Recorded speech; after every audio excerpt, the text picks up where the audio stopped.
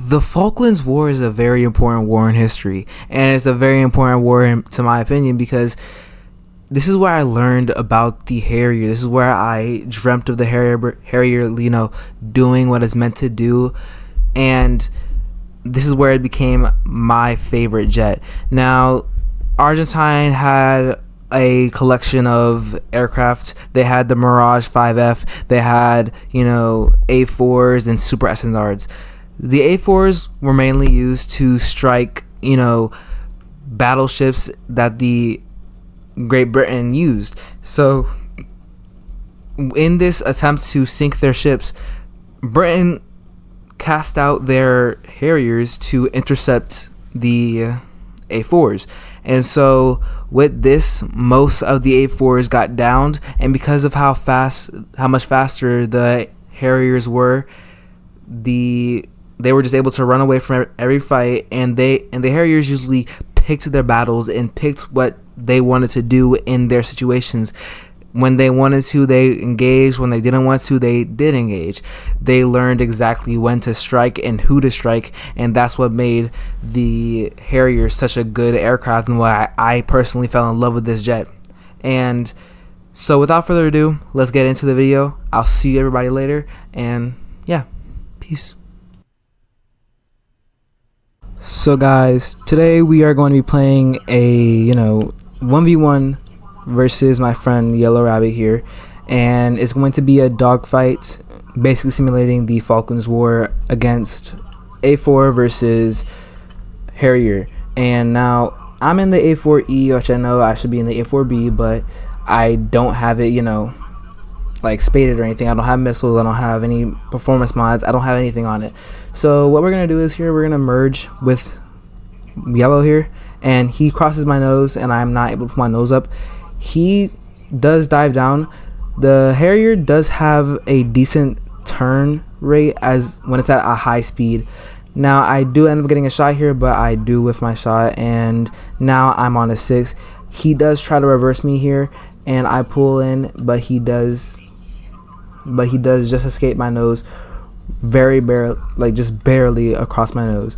Now I pull around, and the Harrier, he has a higher thrust rate. He can go faster, and he does pull out of this battle as fast as I can. I fire AIM-9B off, and it does not track.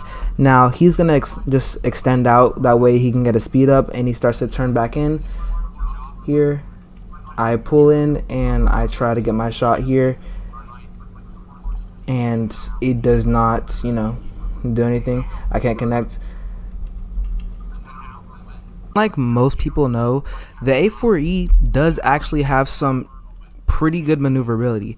It's not a brick, and yes, it does shed out a lot of its speed, just like most Delta Wings. However, it could still turn fight pretty well.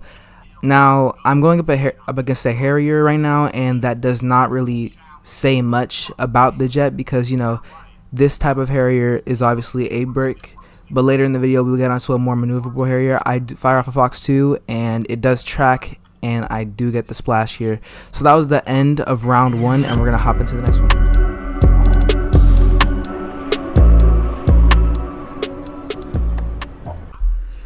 Now, kicking off round 2, here we go. So we're going up against a Harrier. So last game, we know how he's going to play. We know what he's going to do, most likely. So right now, we have him in front. He's going to fire off a Fox 2 in a minute here. And I do flare it in time. I think he fires a Fox 2. Yes, there it is. So I pull around. I go into a spiral climb, and then I realize he's going down. So I pull down, and he is trying to climb upwards, and then he crosses my nose here. I pull back up. He's taking the vertical as he should because he has way more speed than me, and he can manage his energy much better than I can. So he's going up. However, I do follow him on this climb. I fire off a Fox 2, and it does not track. It's an AIM-9B. It's not going to track almost 100% of the time. Now he does come up and cross the nose here again. I try to pull lead to get my guns on him, but I just can't. And now he is just extending away, and in almost every single fight, no matter how good you may be at turn fighting, if someone extends away and you don't have the right missiles that you can, like, you know, shoot them down with, then you're not going to be able to catch them at all. So, and he does end up extending away as much as he can, that way he can create as much distance as possible. He might want to try and force a head on, but he does start to turn, maybe to get behind, you know, this terrain, hoping that I probably wouldn't see it. So I'm keep pulling and pulling onto his 6. I'm staying on his 6, and the thing about the A4 is that you can stay on someone's 6 for as long as you want, because since you are a delta, you do bleed speed and energy, meaning that you can sit behind someone for a very long time, and that's a really good thing about this, but also a very bad downside too. So I'm out of missiles here. You know, I did make it to where your ammo will respawn because of cases like this where we're going to extend away, so we're going to have to force a dogfight. So he keeps extending. I fire off a Fox 2, and somehow he outruns it. I mean, M9Bs are very, very bad in almost every case. They have very bad range, it has a low speed, and it doesn't really compare to most aircraft missiles. So he starts pulling more right to the right, and I, you know, keep flying, make sure I'm on a 6, that way he cannot get another Fox 2 off on me.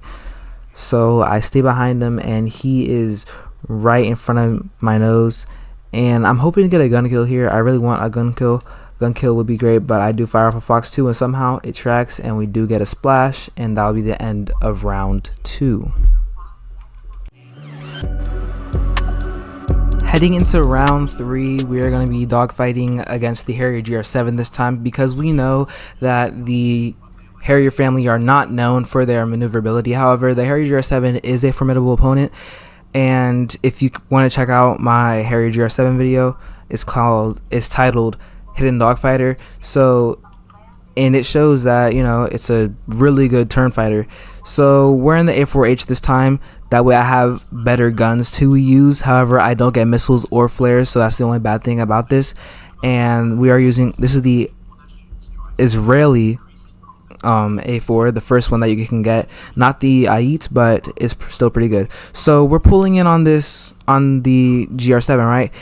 And I pop off a shot, maybe to throw him defensively. However, it does connect somehow, and I'm utterly astonished. And somehow he's still flying that thing, even though he lost most of his rudder. So we're flying on a 6, hoping to, you know, get the shot on him. That way we can knock him at the fight completely. We stay on a 6, and he's just trying to make this thing work as much as he can, which is props to Yellow. He does really good. However, I do cut his wing off, and yeah, so this will be the end of round 4, I believe. So yeah, see you in the next round, and yeah, only a few seconds, so here's a nice transition.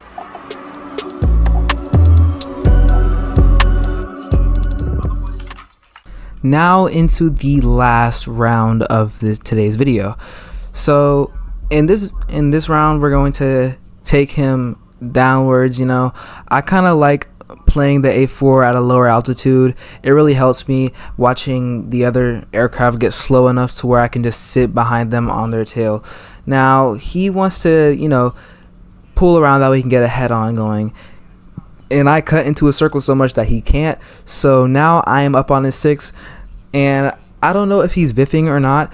Whoa, you're probably wondering what viffing is. Viffing is using your nozzles to create extra lift by putting them down to either 50, 100%, or whatever percent that you want. And usually it works best at 50%, so you can keep going forward and gain speed while you're also going upwards and creating more lifts. So I'll see you guys later, and enjoy the rest of the video. Peace out, y'all.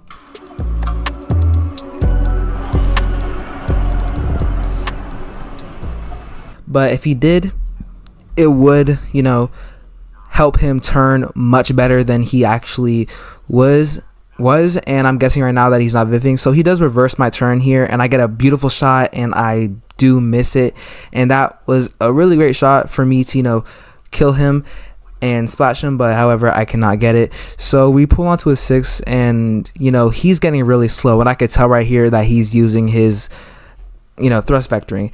He's basically just sitting in the air right now. I take this fight vertical because I know he cannot follow it, and he knows that too. So I start to pull down here, and I had him an amazing shot, almost amazing shot, but he gets a beautiful shot here and it would have been perfect. But yeah, Yellow Rabbit is such a good player, and honestly, he doesn't think that, but I'm telling you, he's amazing. He does really good in sim the few times that we do play, but we usually do end up playing RB a lot to, you know, grind throughout the tech trees. So I do come around here and I pull around here and I do get a shot off here, and right here, this is where I take off his tail, and this will be the last kill of the game. And he does, you know, lose control, even though with his VTOL he can't sustain it. But yeah, great game. Honestly, Yellow Rabbit was such a good player, and you know, I really did have fun making this video.